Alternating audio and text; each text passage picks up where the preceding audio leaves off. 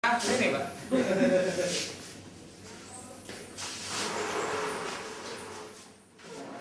Lukisan-lukisan hasil karya warga Lamongan ini terlihat menarik. Namun jika diteliti, lukisan ini merupakan lukisan dari media batu keramik. Proses pelukisan karya eksotis ini sebenarnya tak jauh beda dari proses dengan media kain maupun media kertas. Hanya saja karya seni ini membutuhkan sedikit ketekunan. Batu-batu keramik berukuran 40 cm persegi ini terlebih dahulu dibersihkan hingga tidak lagi terdapat kotoran yang menempel. Wawan, pelukis batu keramik, mengaku lebih tertarik melukis alam lantaran dinilai lebih natural.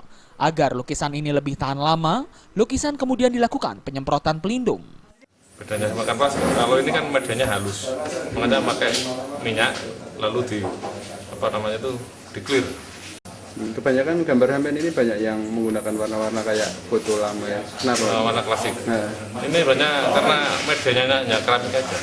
Karena keramik kalau di model warna-warna klasik ini lebih bagus. Kalau dikasih warna mencolok-mencolok kurang.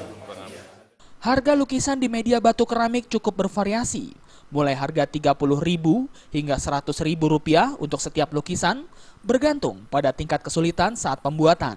Selain melayani pesanan hasil karya lukisan dari media keramik ini, juga dipasarkan ke sejumlah tempat wisata sebagai cindera mata.